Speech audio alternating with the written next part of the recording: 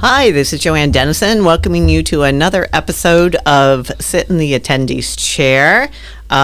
Today's topic is definitely going to be one that you either hold near and dear to your heart or you wish you would never hear about again. But before we even get to the topic, let's introduce, we've got a crowd today, actually. So, of course, the usual suspects. Steve the Great. On my right, pushing the on-off button, which he says is his chief role, and Miss Kelly. Hi, it's Kelly. And she's zooming in from Boston. Steve and I, of course, are in the Westford Cat podcast studio. And today we have three guests with us. And I'm really excited. I'm going to introduce each one. Well, I'm going to say their names. Is that an introduction? Yeah, I guess. And they're going to tell you a little bit about themselves. And I guess I really should tell you what the topic is. Otherwise, it won't make sense why they're here. And today we're going to talk about virtual and hybrid meetings. And you're thinking, oh, please, Joanne, it's, 2022. Can't we be done talking about them? And the reality is no. And we're going to discuss that today and hopefully answer a lot of questions that you've had and also maybe make you look at things differently about certain things. I know for me, I keep learning and going, I never knew it could be like that. So yes, virtual and hybrid meetings are what we are talking about today. So first, I'm going to introduce you to a very dear friend of mine, Cecil Dorman with Avfx, out of Massachusetts. And Cecil, why don't you tell us about you and about Avfx? Well, I'm out of Tennessee, actually, originally. Well, true. But I made my way to the Yankee side of the country and have never gone back, anyway. You don't have a southern accent either. No, it only comes out when Jack Daniels comes out. Then my accent comes back. Or if I'm visiting my sister in Nashville, if I'm there for half a day, I find myself just sort of fitting in. Sliding right back in. We have a lot of Tennessee listeners, Nashville listeners, too. Really? Yep. I love Nashville. I grew up in Memphis, Tennessee. I went to undergraduate school there, and then I went to graduate school in Syracuse. And that's really the primary reason I never went back, because not that I dearly love the South, but I don't really have any relatives in Memphis any longer, and all of my connections sort of migrated to the Boston area because when I left graduate school, I found gainful employment here in the city. And let's see, what else can I tell you about that? I'm just harping on education for just one more moment or so, because I dearly love what Joanne does and what she teaches people, because the whole industry we're in now, this whole meetings and events and community building and communication and education and all these things we do are so much better because there are standards. And CMP, which is the standard that Joanne is most familiar with, I would guess. Is that true? Or is there another acronym that you're... No, that's the one I know, and it's the umbrella one for the industry. I mean, there are some really good specific ones about specific areas, but nope. And I admit, that's the one I know the most about. Well, and I don't want to, I'm already to get off the topic, but it just occurred to me: is CMP making the events industry better? The fact that there are standards. I think so, and that it's not just the CMP; it's the Apex project was really what started the standards, That's right. And that started in 2000 with the beginning of the glossary, trying to standardize terms because we know that's a huge issue. And then they went on to everything from RFPs. I mean, there's been a lot of work on it over 20 years to standardize it. So the Apex project, which at one point changed names, but I'm pretty sure it's back to Apex. It falls under what is now the EIC, Events Industry Council, which CMP also falls under. But the CMP is older than the Apex project. And CMP was a movement to create standards, but also professionalism, to be seen as a real job, a real career, which still you have people who say, really? That's like a real thing? But anyway, yes, I hope that answered your question, Cecil. Thank you. Thank you very much. So what do I do now? Now I work for a company called Avfx right here on my shirt. And they give the employees shirts, so that's a good thing. And That's a big perk. we don't have to earn them. I don't have an just get AVFX shirt. I have a Burley Bird shirt, but I don't have an There's AVFX one right over shirt. here. There's one right behind me that you can have. Anyway, so Avfx is an audiovisual event technology company who really strives to understand what our clients are trying to communicate and help them find great ways to do that. And so anyway, what do I do? I'm sort of the sales and marketing guy. I'm more marketing than sales, I think, as I get older, but here I am. I had just had my 10th anniversary of being here, which is great. So, Well, and some of you who, have been in my classes or follow my work or, look at some of the videos, you have actually seen AVFX. The very popular lighting demonstration video came out of AVFX and them helping me put that together. Steve loves to laugh at that one because I'm so uncomfortable touching the equipment. But so if you've seen the lighting demo video, you've seen AVFX. If you've seen the behind the curtain where we took a tour behind the scenes, that one you probably would have had to have been in my CMP class or bought the CMP prep to go.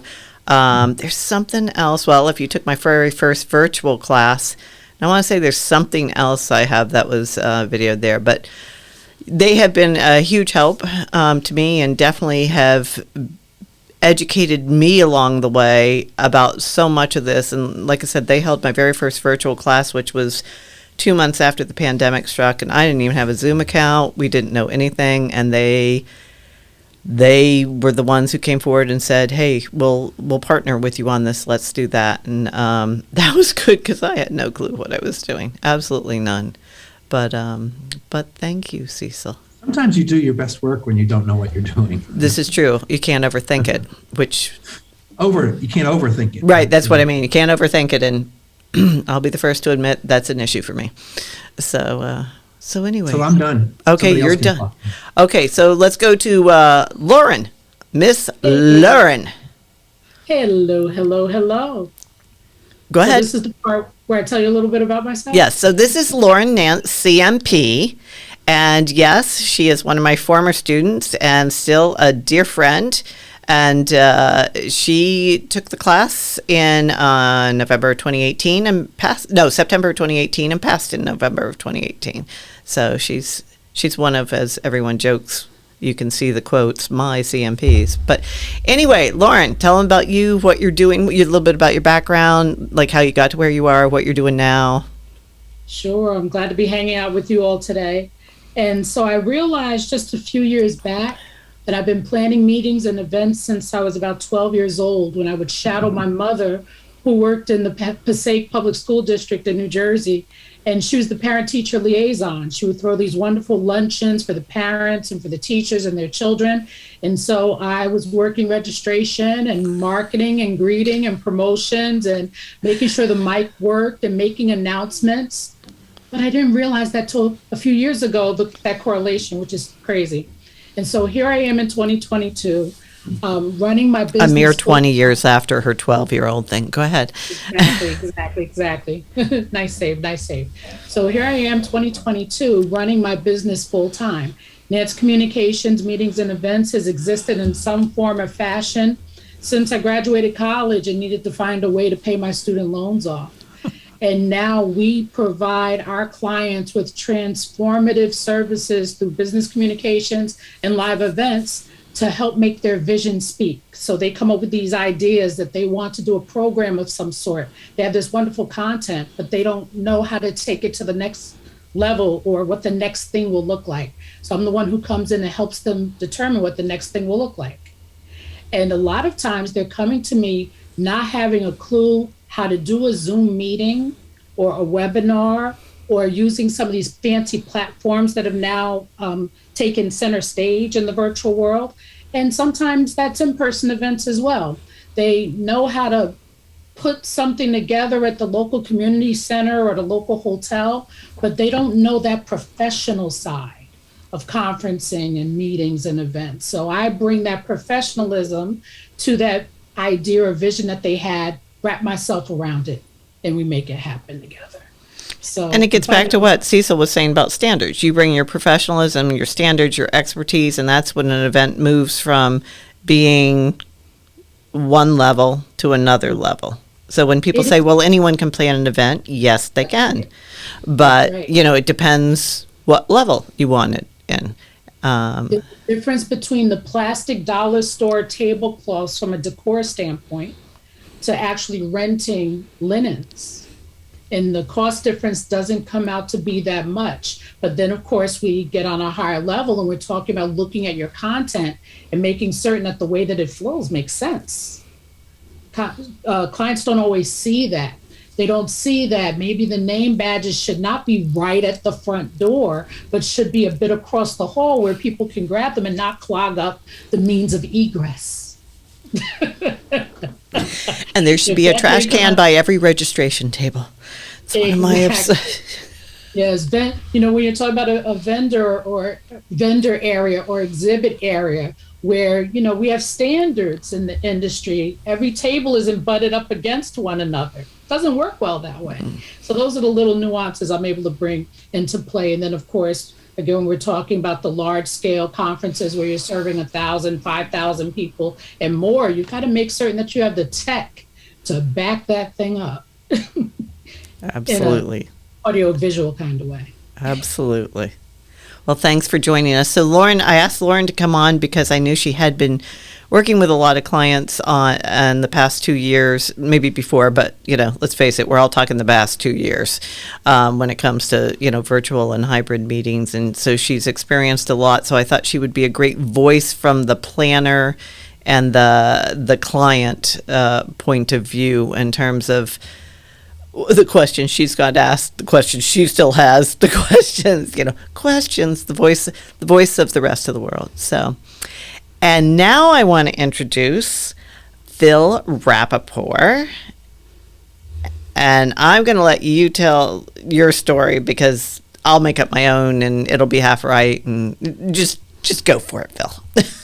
It might be better than what I can come I can be very creative, trust me. Thanks, Joanne, and it's a pleasure to be here. And so I started a company called Whirlybird in early 2021. Whirlybird is a meeting planner support agency.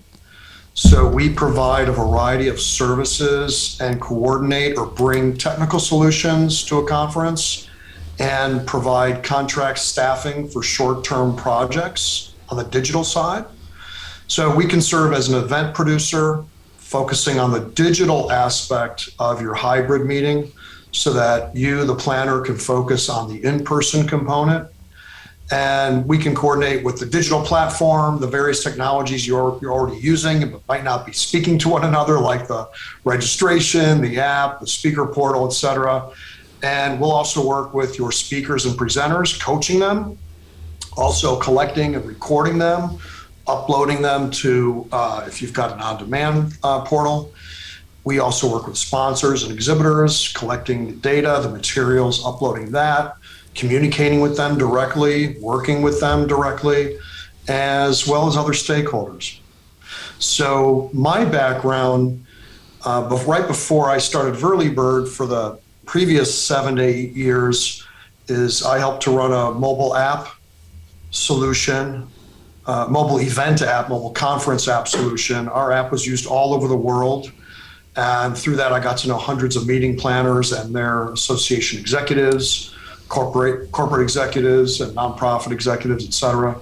And I've also been on site throughout North America to many meetings in those 7 or 8 years, because frequently our clients would want that on-site support. So I got to understand the audience side of the meeting, not just the audience side of the app, but the dynamics of what happens at a conference, at a meeting, whether it's 1 day, 3 days, 5 days, et cetera. And I picked up a lot of knowledge through that. So prior to that, I started in broadcasting way back when, and eventually worked at the beginnings of the internet industry. So I was actually working in the internet before Google, before Facebook, Yahoo, Instagram, before all of those came about, starting in the mid 1990s. So I had an appreciation for what was about to take place in our society and our world globally. So the parallel throughout all of that, frankly, is there's an audience, there are consumers for that, and an interactive audience at that. And so I think through my background, I had a leg up for the dynamics of how people consume information, how they interact with it, what they're looking for when they attend meetings, whether it be in person or digital. So that's probably a top line summary of my history, and I certainly have some perspectives on what's taken place in the last couple of years and the place of hybrid meetings. Well, and I think we all have perspectives, that's for sure, and that's why I wanted you all in the room together, because I think all the perspectives together and information will help people. So I thought where I'd start, as other than coughing, is that so there was an article out the other day in one of the trade e-newsletters type thing, and it was on what hiring managers who are hiring meeting planners are looking for. What are the key things they're looking for, and what are the red flags for them? And one of the people said one of the biggest red flags for them right now is when someone says, and I'm paraphrasing, I never want to do another virtual or hybrid meeting again. I hate them. I'm so glad we're back to in-person events. And she said it was a big red flag for her because they're not going anywhere. That hybrid and virtual events are here to stay. So Lauren, Cecil, Phil, and of course Kelly and Steve, you can always jump in too. Someone take it and run with it. Are they here to stay? As a planner, I would say yes, they definitely are. If not, there are many reasons why, and I know that my colleagues here will jump in to say, give those great perspectives on that.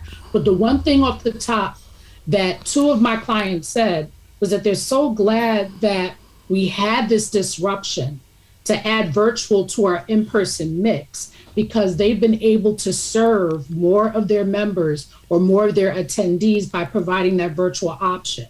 Even though folks are excited to get back to in-person, there are times when it's just not possible for an individual to come out and do that travel and spend that time out of the office. So that virtual component has not only helped them provide a value added to their membership, but when they have made the dollars dance the way that they need to, it's become an additional revenue stream.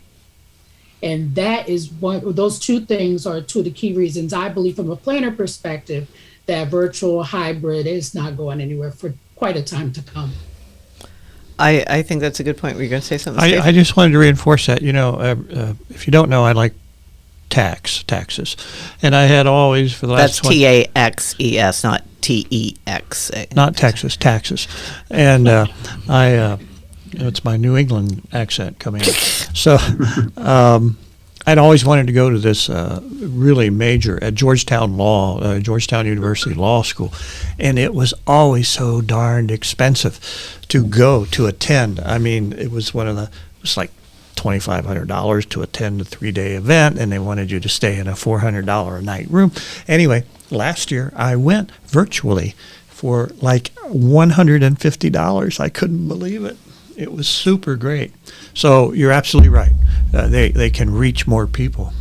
Well, and I also shared with the people in the room with us today, to those of you who are listening, there was another article that just ran in the past day or two, and it was researched. I mean, this wasn't, just, I heard or people say. It was actually researched, documented, etc., that at least in certain associations and professional conferences and education settings, and especially in the sciences, but I bet it's true a lot of other places, more women attended virtually than attended in person.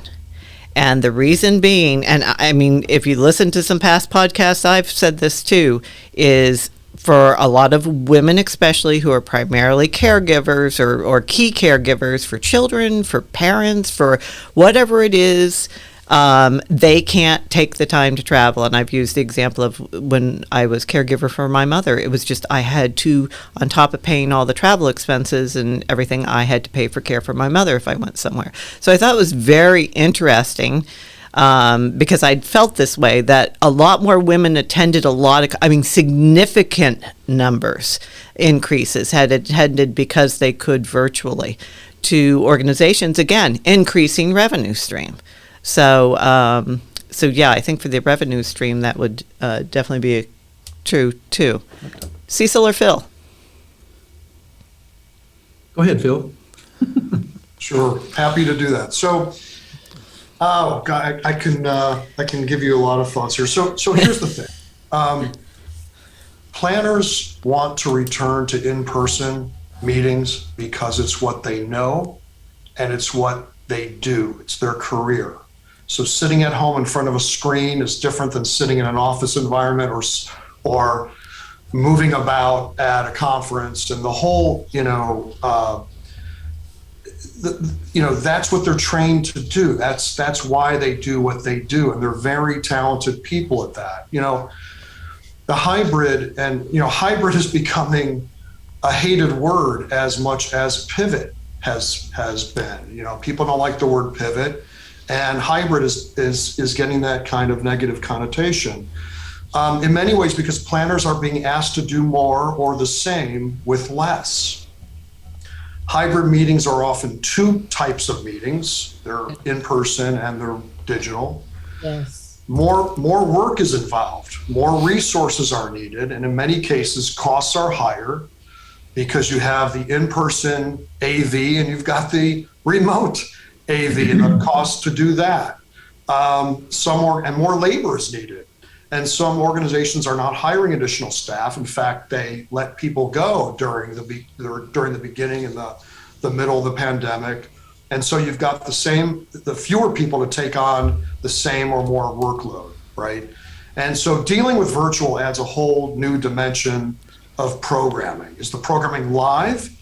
Is it streamed? How much of it is streamed? Is it turned into on-demand content? So hybrid came to all of us at a very vulnerable time. It kind of hit us hard, and I'm talking about the pandemic. We're recording this in May of 2022, and we didn't know, there was no succinct endpoint in sight. There still isn't, and we're all trying to deal with it. So it's dealing with the unknown. And planners do not like the unknown, because it's not a criticism of planners. If anything, it goes to their strength. There's a reason they're called planners. Exactly. Yeah. They're planners. And so they have, not to say that they haven't dealt with the unknown, but there are unknown factors in every meeting or conference, but they usually know what might arise. If speaker doesn't show up, if the fire alarm goes off, et cetera, et cetera. I mean, planners are trained. And so there was no training for a pandemic, and there was no training for that. And so I'll give it to planners for the most part. I think the first year and a half, they were trying to be innovative. They were trying to hang on to not just their jobs, but they were trying to hang on to the psyche of the organization and serve their members and serve their stakeholders. And so I think planners get a tremendous amount of credit for, like I said, in some cases doing more with less or doing more with the same and not really getting ahead. So there's a lot of pressure on planners to take on more tasks, to take on more skill sets, to widen their skill sets. So I look at it, I call it the hybrid angst. On one hand, there's the psychological and emotional component of, oh my God, what do I have to do here? And I'm really sick and tired of another Zoom meeting, right? And also there's an economic component to that. Well, the economic component is that, so look, many people want to go back in person, and in person some cases has come back and has thrived. There have been many meetings on record of, being successful. Certainly vendors want to be there in person. But the economic component that the pandemic has taught us is that there are people who, for whatever reason, whether it's a medical issue, a family conflict, an economic conflict where they can't travel from Europe for whatever reason, that a hybrid, a digital approach is actually a satisfying, it doesn't replicate an in-person experience, but it can be in and of itself a solution. It doesn't mean they're never going to attend in-person events again, right? We're seeing all kinds of things. We're seeing a surge in registration at the very last minute because people say, okay, COVID's down, I feel better, I feel good, I'll buy the ticket, right? But that's not everyone's case. And I think that we as an industry, so here's my I'll put it in a nutshell. I think the silver lining in this terrible tragedy that the world has experienced in the last couple of years, the silver lining is that meeting planners have stood tall, they've been creative, they've worked and relied and counted on suppliers and vendors to make the best of it. And I think it's fair to say some associations and nonprofits have actually found a new revenue stream. And that speaks to the economics of it, where all of a sudden people couldn't make a meeting go to the West Coast from the East Coast or the East Coast from the West Coast or Europe or back and forth. And now all of a sudden there's an economic solution where people can really be engaged.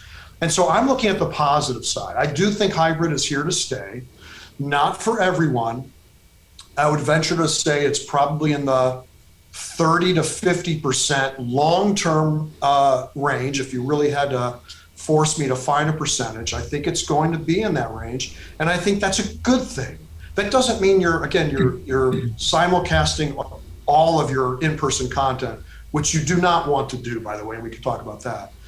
But there's an economic solution here that I think a lot of companies, associations, and nonprofits have discovered, and that going forward, that will be baked into how we deliver content and how we deliver networking going forward. So I know that was long-winded. Thanks, and hopefully some of that made sense. Cecil, yes, it did, Phil. Thank you. Cecil. It did. I think that the technology side of events today, what makes hybrid possible, is still way too complicated for most planners. It's not fair. It really, and on the good news side is that it's getting easier and easier, and it's getting higher quality as well. But there's still lots of places where you can sort of step in a hole, and you have to be so careful. The one thing that I just was talking with someone about yesterday that, Fred White, is we're talking about rehearsals. Like, what is it? We were doing an event for a company that had acquired two other corporations, and they were, the CEO was in Paris, and the other two companies were in the US, and then the company the two companies being acquired were in the US, but one was in the Midwest, one was in New England, and then the other one, the company that was doing all this acquiring, was in Burlington, just up the road from our office here. And it's like they were making trouble for themselves. They were making their lives more difficult, and they just wouldn't listen to.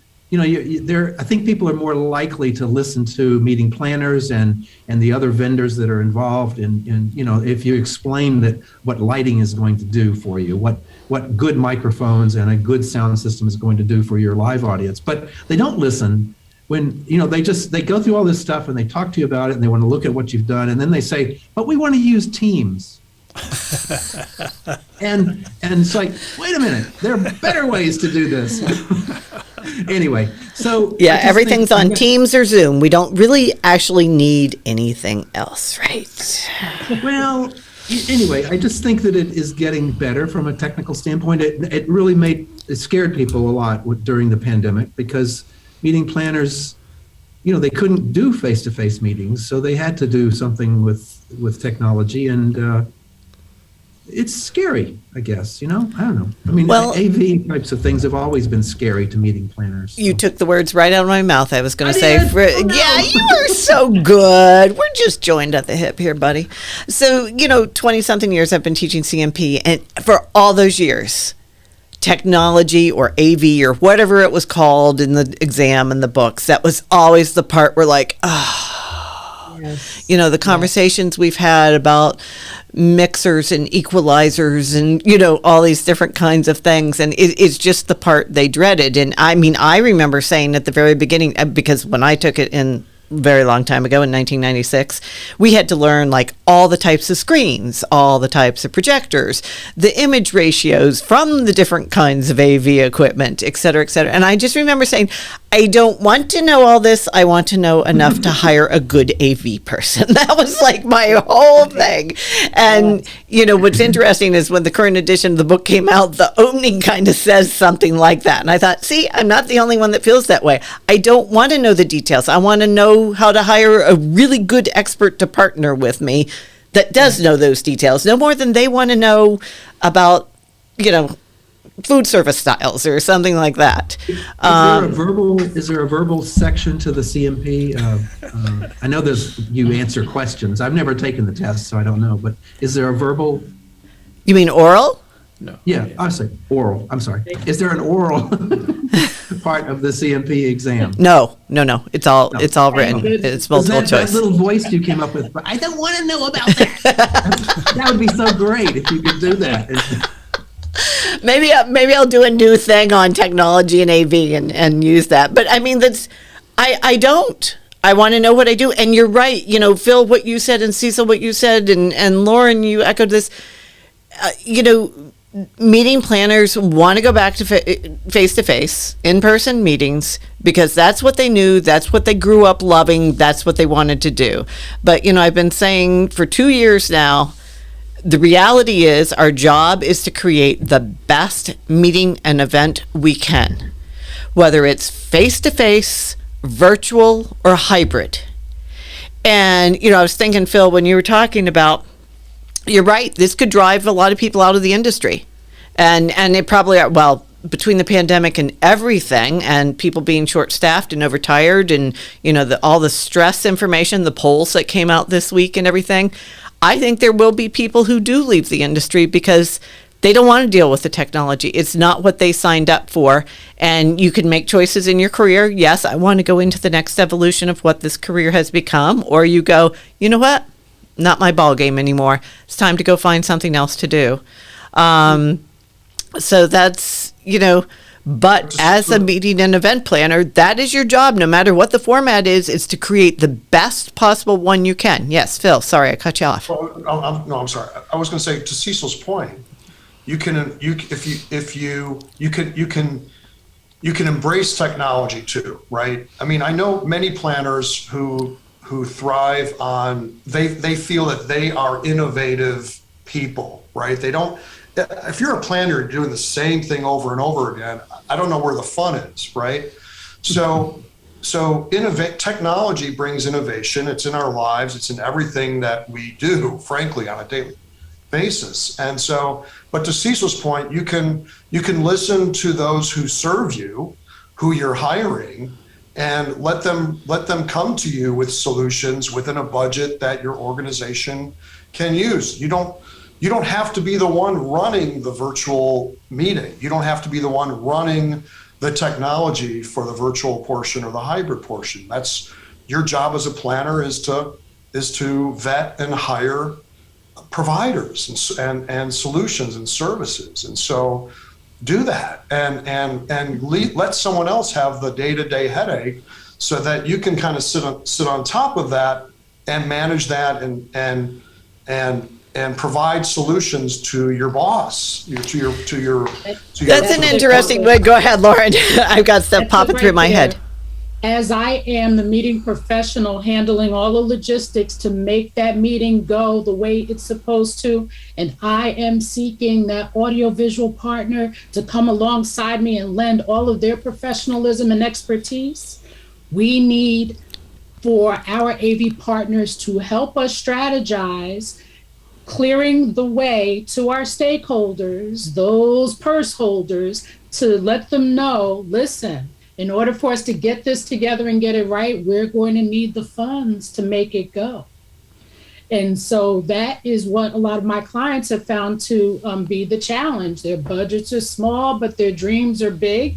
And I love coming alongside companies that can sit with me and strategize how we can make it work, and talk with me as the peer and professional that I am, versus some who like to talk down to a planner with all the technicalese that comes along with it, and really come up with some great solutions. And I've had that good experience, yet I've also had the challenging ones where my stakeholders are like, no, this just isn't going to work. You're just going to have to do more with less. You know, Lauren, I totally agree with you. And the thing that hit me with Phil is, isn't it funny that we would never think of thinking, well, we can save money, or we know how to cook. We'll just go cook all the meals. We'll do all the shopping, the food and beverage. Food and beverage, we can handle that. We're a meeting planner. We can handle food and beverage. We can cook. We can plate it. No one would ever think to ask a meeting planner to do that. So why the heck are we thinking as planners and our clients and powers that be thinking, oh, well, you can, but this is the problem. The whole idea of we can just do it on Teams or Zoom. How hard, it gets back to my favorite thing, how hard can it be to get a room and some coffee? Well, now it's how hard can it be to jump on Zoom or Teams? But the thing is, we would never take over the food and beverage in that way, where we are literally hands-on. So why the heck has it become this thought that we have to be totally hands-on from the technology view? Again, we wouldn't have done it for lighting. We might have done it, sadly, for microphones. But, any kind of bigger technology in a face-to-face meeting, we wouldn't have taken on. So why is this thought that, why can't we outsource it? It's a part of the meeting. Sorry, Phil, that's where you got me. I was like, nobody wants to be cooking in the kitchen while I'm planning the meeting. I'm a pretty good cook, too, but no. Yeah, I mean, go ahead. That's okay. There's an old book that says we perish because we lack knowledge. And a lot of times what I find is stakeholders really lack the intricate knowledge to understand the value of a great AV partner coming alongside the planner to make things happen. Cecil lit up. Like you said, Joanne, they just think, oh, you just, send everybody a link and have them join, and we don't need rehearsals, and lighting is and forget about the things even through a Zoom portal that can really enhance the experience. They just feel like the planner can just make all of that happen, plus all of the other stuff. And it's just not. And for those listening, I have my face in my hand right now. It's just not reasonable, practical, or smart. It's just not smart. I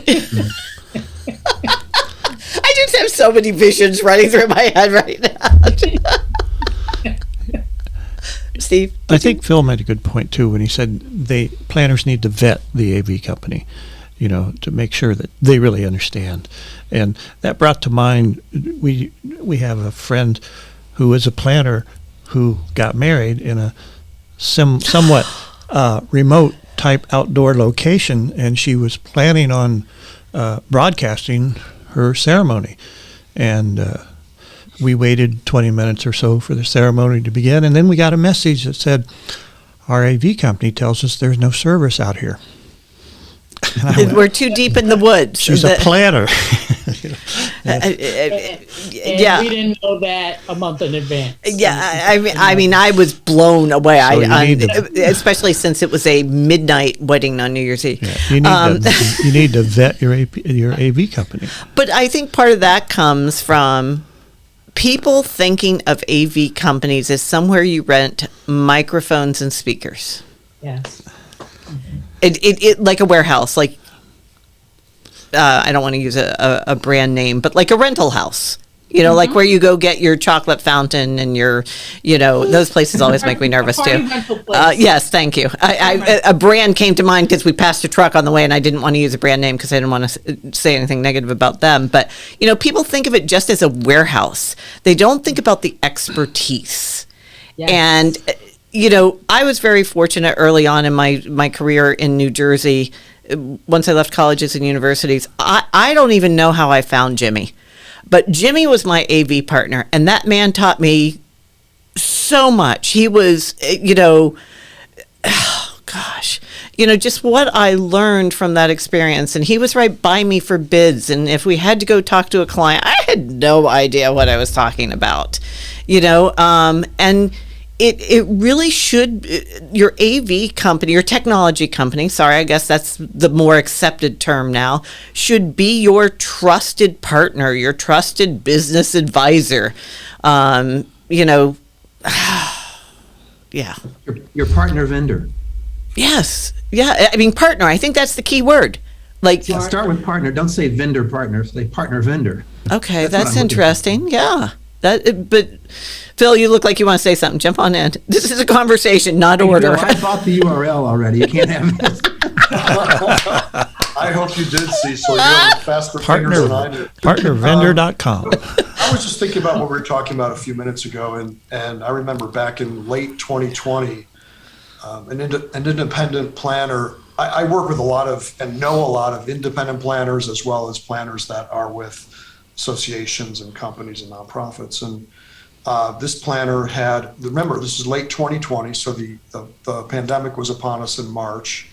And by the end of the year, she had sat through, at her desire, she had sat through more than 50 demos of different platforms. So you could say, well, gosh, I don't want to sit through more than three or four. But what did she do? She became an expert. Yeah. She became someone people would turn to. She became more valuable to her clients.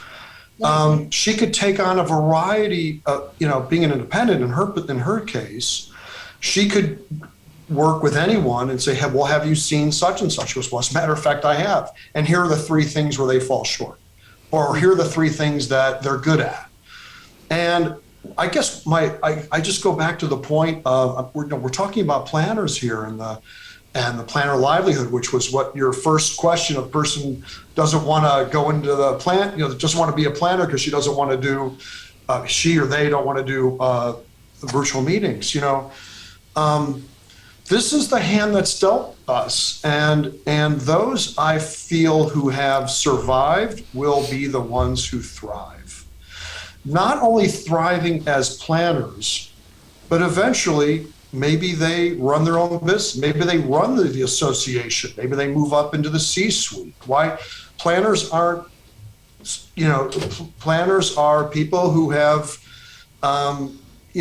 desires to maybe grow their careers. Mm-hmm. So, I guess I just come back to the point of the people who either consult and find and then consult with their technology partners, whether they be AV companies like Whirlybird or others. There are many other companies out there, mobile app companies that have turned into digital platforms. But it comes down to trust, and it comes down to the delivery of goods and services in a reliable fashion. And I think so. Planners who turn to those professionals and or jump in and get to know those platforms and technologies themselves are delivering value to their internal stakeholders, their boss, the board, their leadership team, and external stakeholders, the participants, the attendees of their meetings. So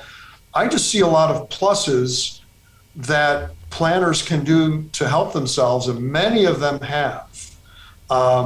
So despite kind of this notion of, I don't want to see another hybrid again. Yeah, I mean, I don't want to be sitting in front of a computer all day either. I love in-person meetings. The reality is that it's here. Let's embrace it. Let's make a living at it, and let's do well. Let's maybe foster more creativity and more innovation from it. Well, and that's, I'm also thinking there have been many things over the years that have evolved into part of the planner role that people didn't want. I mean, I remember when things like Cvent came out, and all the beginning software and meeting management and people are like, no, even room diagram software, that's okay, got my graph paper, got my, it's just like it worked fine, because they didn't want to learn the technology, or, maybe like I was always really, really horrible. And this came up the other day in a conversation with someone. When an event was over, I am terrible at wrapping them up. Luckily, I don't do that very much anymore. But I mean, it was just like the event was over and my head was gone. It's like I'm on to the next one, and that pile would sit there, the reconciliation of the bills, the thank yous, until I needed money and had to finish it so I could invoice my client. But there's always things that have been part of this job, and anyone who's been in it 15 years, 20 years, 30 years, that's not uncommon. There have been things that have evolved in that you might not have been really, and the way I look at it is, if you really hate it that much, learn enough, find a partner, send it out. Like just find someone to work with you. The same reason I hire accountants and things like that. Like, no, I don't want to do that. Nope, not. It's probably best if I don't. So a couple other thoughts we had talking about, and I'm sure we'll jump around all over the place, but when I started putting the podcast together a year ago, in the summer of 2021, I reached out to my network and I said, what would you like to see podcast on? And I remember Erin Bradburn sent me an email, and she goes, what is the best platform for virtual? And I went, oh, I even know that's going to be a loaded question. So, I think somewhere in there we need to address that, because I think a lot of people still think that way. But, and tying in with this was for me, and I'm sorry, you guys have heard this story so many times, but the people on the other end haven't. So, is the first time I sat down and talked to anyone about a hybrid meeting was probably about 10 years ago. I was actually kind of a guest at a meeting where someone who was a hybrid enthusiast was trying to convince two people from a users association, a users group, to go hybrid. And since it was a tech group, it kind of made sense. But I remember sitting there and thinking, ugh, because my image of it and the early stuff I was seeing was, we have our in-person meeting, and then some people set some cameras up, and somehow it mysteriously goes through equipment and gets to someone sitting back at home. And they can watch, from their computer, basically just computer set up. And I thought, okay, I can get it. And as the pandemic, that was my image of a hybrid meeting, definitely of a virtual meeting, but also of a hybrid. And it's actually been the last less than a year, 6-8 months. I don't remember when, Phil, you said that thing that clicked with me. I know November was when I heard the other thing, but it's been less than a year. So, okay, we're more than a year into the pandemic.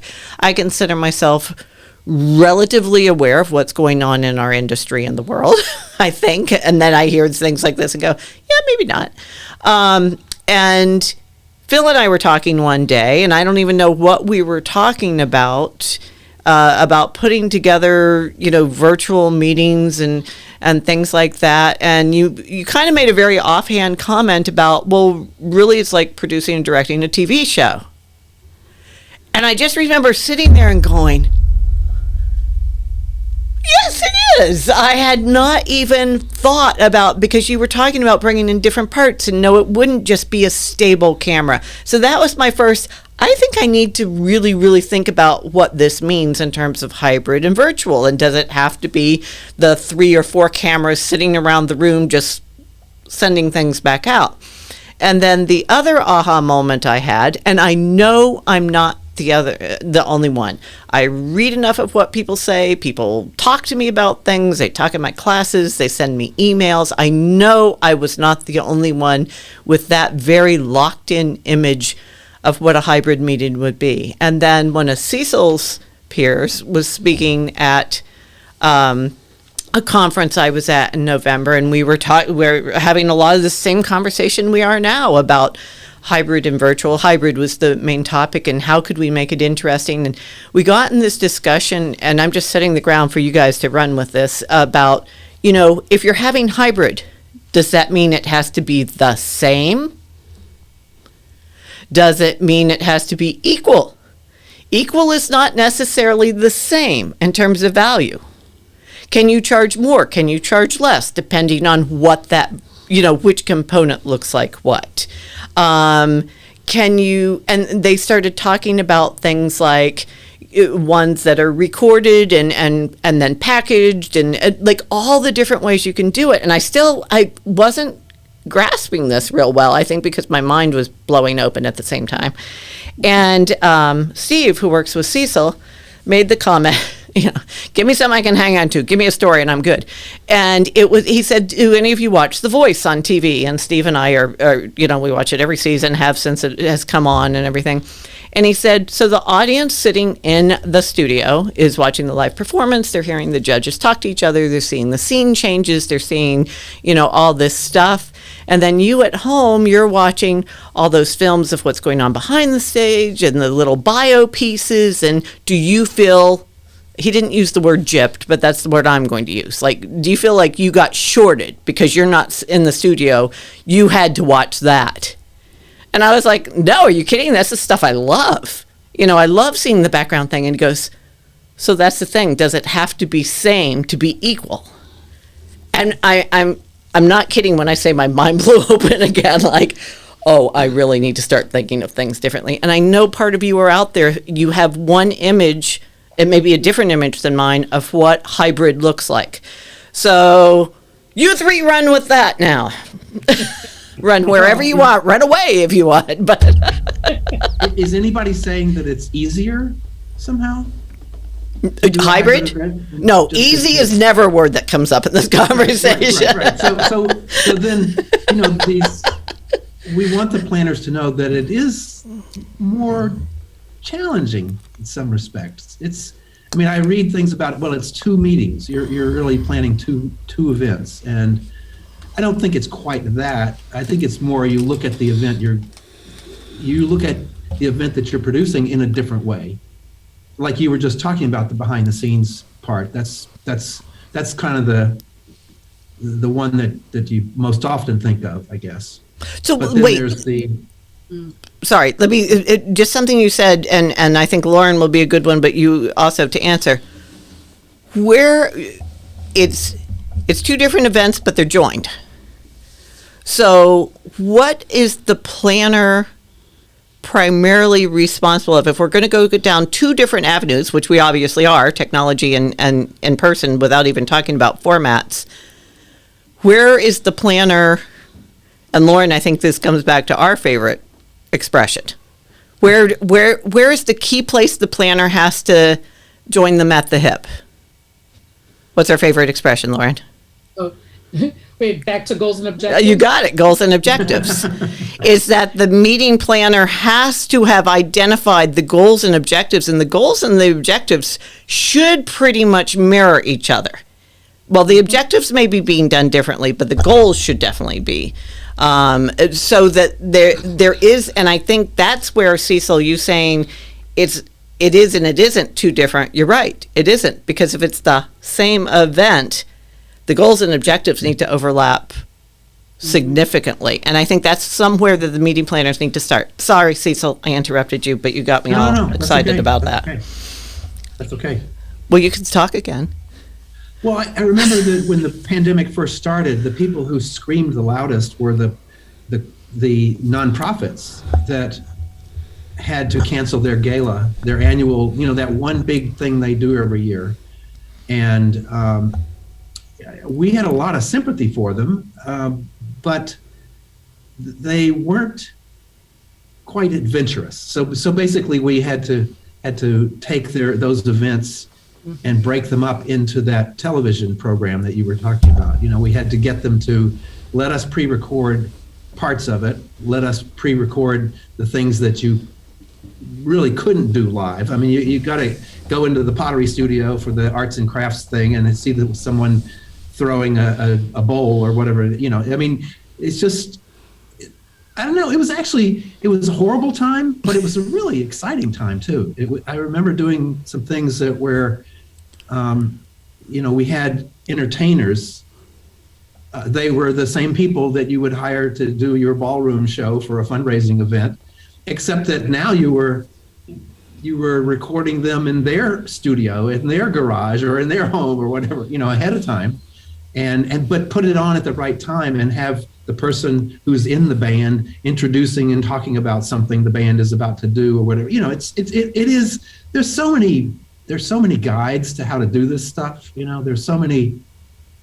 You should just go home and watch television. That's what you should do. I so have to agree with that. Producing, especially fundraising events for nonprofits, was exciting for me because it brought up my TV production experience from college and everything I learned at Rutgers University under Steve Miller's guidance. Hey, Steve, how you doing? I know you're listening.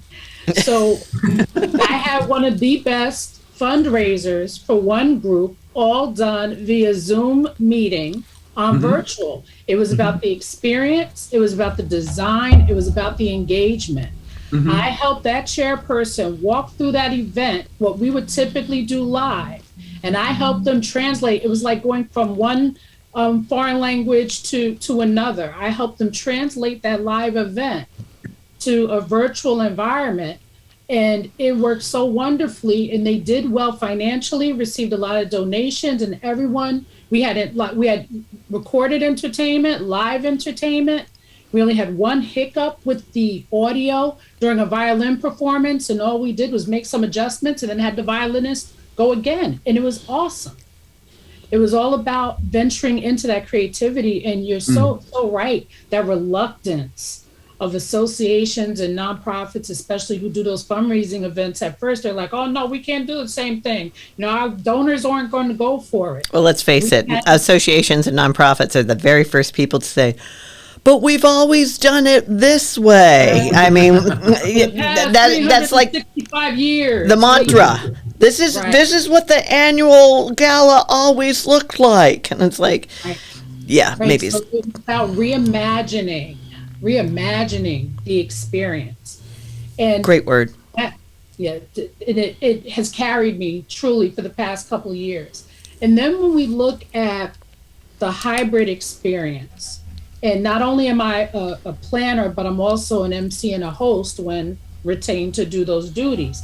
So it is all about me walking through the event as an MC with the organization or the company or whoever's hosting it to say, okay, this is what we have to be aware of, because we want to make certain that both audiences are getting equal time. So we know the content is going to be streamlined, but while we are live in this auditorium with this particular audience, I want to make certain that as the MC, I'm engaging on that board with those little boxes there to make sure our virtual audience doesn't feel left out of anything. Another thing I picked up is even when it comes to announcements. So, during a program, you'll have some announcements and things that are put out there to the audience. Sometimes there are differences in those announcements because your live audience may need to be given directions on how to get to lunch. Virtual audience doesn't care about that. One event, a sponsor of the event was talking about maybe having a different host for each audience so that there's no confusion. So, hey, Lauren, your in-person announcer, Lauren, is going to come up and give you directions on what's going to happen next, followed by Bill, who's going to come behind her and talk to our virtual audience about what they're going to experience next. And no one would feel left out.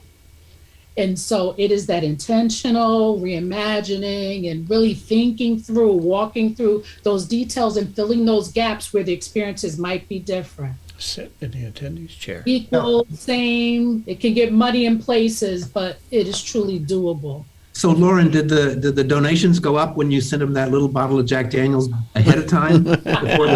No, that's a great thing. The one client I worked with, they weren't in a place to be able to send things to their clients. But it was wonderful. You mentioned pricing before, maybe Joanne, about how do you price differently when you have the in-person audience, virtual audience, how do you do that? Well, if your in-person audience is having lunch And of course, you're going to have one price point to charge them. But if your at-home audience isn't going to have lunch, of course, you're going to charge them less. But if you do a DoorDash gift card and mail it to, or do it digitally, and they get it via email, which costs you nothing, they can order DoorDash, and then you can charge them the same amount because they're getting the same content. And they're still getting an experience, which a lot of them will pay for because they're vested in the content and the message that organization is putting out there. So it thrills me to have all of these different avenues to produce events now. We just have to encourage our clientele to be creative and get out of that stinking box and just. And maybe, and then we're going to go to Phil, but maybe the issue isn't the planners.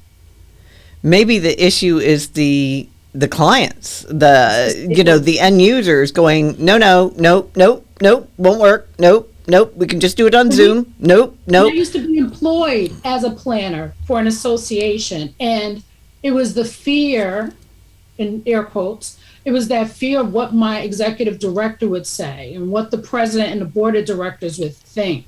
And so, yes, I'm gripped in my own insecurities about how I'm going to make this happen. More so, this is my paying job, and how am I going to get them to understand that this is going to double my output?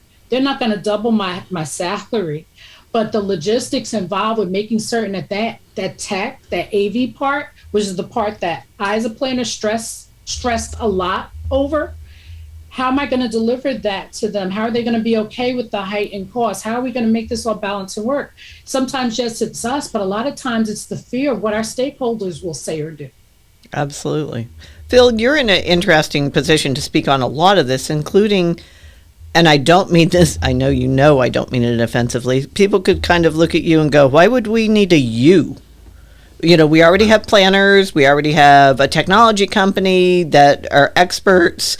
But, here we are arguing about money. And I mean, go wherever you want with it. But I'm just thinking you have a different perspective and obviously have had to help fight the fight for, no, how good do you want this to be? And Cecil, I know you fight this fight all the time. And you guys all know about how I feel about sitting in the attendee's chair. And if you're not going to make it where people can see and hear and have the experience and meet the goals and objectives, don't have the damn meeting. Okay? Because you're basically saying it's not worth it. We don't think that the content of this meeting is worth it to produce it correctly. We've never done it that way before. Yeah, right. And it's like, no, wait, I have to tell you something. Then Phil, really, I will let you go. I was I saw a great poster the other day, which I'm posting anyway, and it had to do with how we do not hear. It was in the ENT's office. We do not hear with our ears. We hear with our brain, and when you can't hear correctly, how exhausting it is on your brain. And I thought, yes, I've been arguing that. I didn't know I had bases for a long time. So anyway, Phil, run with any of this, all of it, wherever you want to go. Yeah, so many great comments stemming from your first comment about being a TV production to Lauren's epiphany, if you will, about reimagining, and that really resonates with me a lot. I mean, look, Whirlybird's creation is predicated on the hybrid meeting in which you can outsource a project. A team can tackle a short-term assignment and save an association on long-term hiring costs. You've got a conference in 3 months or even 6 months, or in some cases it's been 3 weeks. Phil, I've got a conference in 3 weeks, help. It's too late to hire somebody, interview, hire, ramp up, train, et cetera. You're better off hiring a consultant, an agency like us or somebody else. But again, someone who can come in, hit the ground running, see what you're trying to accomplish, and really save you money and headaches in the long run. You're hiring experienced people who have been doing conferences and meetings alongside you for many, many years. So they see a perspective, they understand your goals and objectives, and they see the perspective. So, but getting back to kind of what a hybrid is or what it can be, I mean, the question I think planners and stakeholders have to ask themselves is, what are the goals and objectives? What are we trying to do? What can we, or what do we need to deliver live? And what can be packaged, right, for a different kind of consumption? It could be on demand, which, by the way, the live people can also take advantage of, and it could be other things. So, and also what kind of interactivity can occur virtually. I think Lauren really, her comments really resonated with me for a couple of reasons. So last year I was part of a conference that I was putting on with a meeting planning association here in the Northern Virginia, DC area. And so what we decided to do is we would stream, quote unquote, the plenaries or the general sessions. And then I volunteered. I said, you know what, let's do this for the virtual audience. I'll go out in the hallway. We set up a riser, 2 chairs, put a nice plant on it. We had a laptop, which was our camera. And what I did for the course of a couple hours was we brought in people to be interviewed for 5 minutes. We brought in sponsors and exhibitors. We brought in speakers after they were done speaking. And all of a sudden you've got programming for the virtual audience, so they felt like they were getting something, right? Now, I'd be the first to say, and I kind of alluded to this earlier, you probably don't want to stream the entire 8 hours a day, because chances are no one's going to sit in front of their computer for 8 hours a day, let alone 2 or 3 days of a conference. It's just not reality, right? So I think defining kind of what's the optimal experience. Okay, ask yourselves, if I was unable to come, or if I, for whatever reason, health, economics, conflicts, et cetera, what would I want to get out of this conference? And ask yourself, what content can we, make them a part of, and what content can we deliver separately, and what else can we deliver, in a way that they'll still get the benefit of it. Now, one thing is the interactivity, right? I was reading something online a couple weeks ago where the author was saying, they were talking about hybrid meetings, and this writer was saying, well, if you're going to bring in people live, in a virtual meeting, the virtual people want to be part of the live group, and the live audience wants to interact with the remote people. I'm like, no, you're live. You're focused on being there in the moment. Right. And so that person got it wrong. I think that you don't have to do it. If you find a way to do it where people can interact, great, but don't force that on them, right? Because people have paid their money, they've traveled, they've shown up, and they're there, and they want to learn and get networking opportunities live in person. At the same time, find some ways so that you can develop interactivity among the people at home. Do some breakout sessions. Get a facilitator. Kind of Lauren was talking about that earlier. Get a facilitator to make that happen. You could find, come on, we've all been on some Zoom calls where we found a new friend, we found a contact, a colleague, something's resonated. Let's give ourselves some credit here, and give credit to people who are attending your conference and help them do that. Find facilitators and moderators to spark discussions and get people going, make people feel included. The pricing comes late, the pricing is part of that discussion, but I think you really have to go back to what are we trying to deliver so that we can satisfy both audiences. And so, yeah, I think going back to the TV show reference, in some ways the virtual thing is a TV show. Make it as interesting as you can, give them some value, and let it be. Like, you don't have to fill up 8 hours a day of content for the virtual audience. Give them something that they can chew on, that they can enjoy, and maybe they'll come back next year live. It's in other words, keep them as your audience. Don't discard them because they can't make it. It's not right. It's not your fault that they can't make it, and it's not their fault that they can't make it, but you're trying to appeal to a membership in general, and so it's delivering value at the end of the day. Love it. Okay, so I'm hoping this got people thinking. I mean, I've got like a page of notes of new ways of thinking of things too, and I'm really hoping, and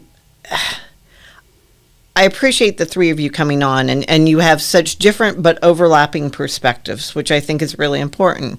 And I really appreciate you sharing all your expertise and your thoughts and being part of this conversation.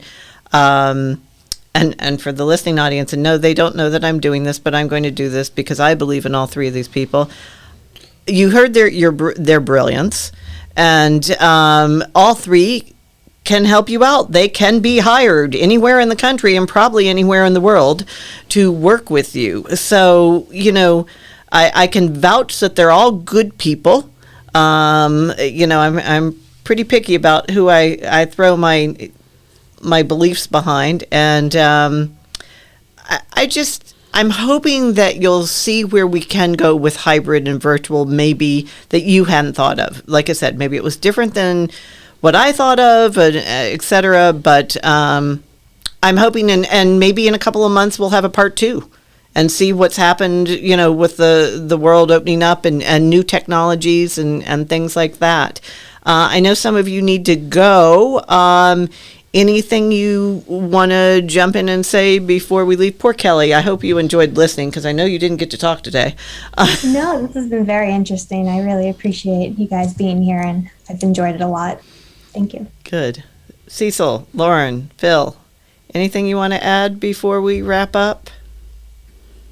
I think what I'll share is that as a professional meeting planner, as a host, as an MC, I really encourage those of you who are looking for the right support for your meetings and events to know that there are great partners out there that can help you accomplish your goals and objectives, and being mindful of your budget.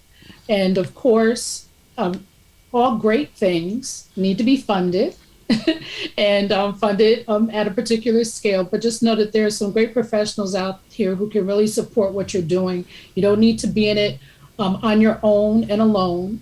You have people like the three of us who can really undergird what it is that you're looking to do and bring you the solutions. You bring us your problems.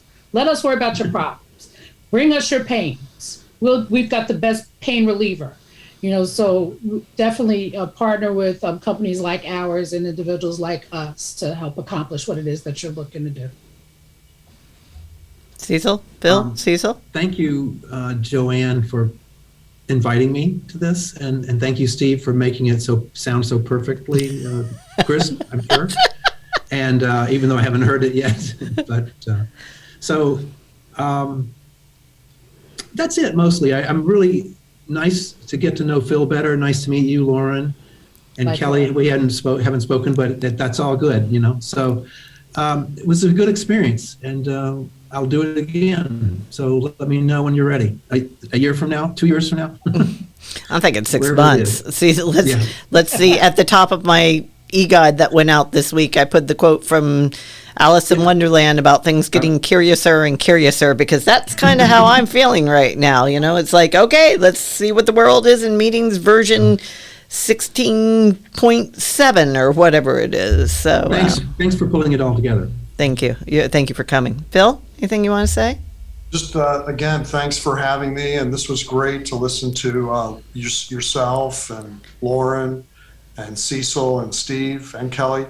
And I would just, my suggestion is to planners and organizers, embrace the new, embrace change. That will make you more valuable. It will make you more valuable internally, and when it's time, if you're looking to chart a new career path in this industry, it will make you more valuable that you've taken on projects that have some nuances that you've been unfamiliar with and that you tackled successfully. And find a community. Make sure that you belong to, I'm a member of everything.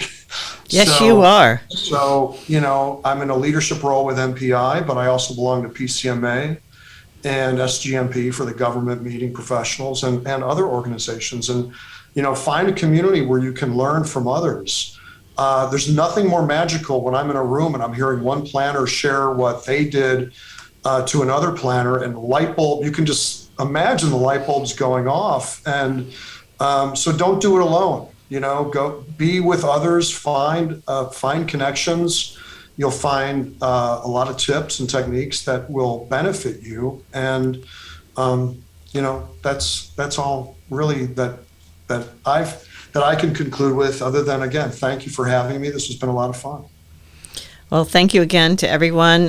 Listeners, I hope it sparked some of those light bulbs going on and maybe a way of reshifting, or as Lauren said, reimagining that, wait, this could be fun. And again, as they all saying, you don't have to go it alone. I believe so much. I have partnerships that have lasted decades in this industry. Glad you came on for the journey with us today. And, if you have information you want in a future one, by all means, let us know. If you're part of the my CMP community, by all means, have some conversations about it then. And hold on, I'm being, if you should go on and be part of Avfx's newsletter. Emails, they are great. Just because I was the top video in the one this week, which was a little surprising, that wasn't necessary, but there's all kinds.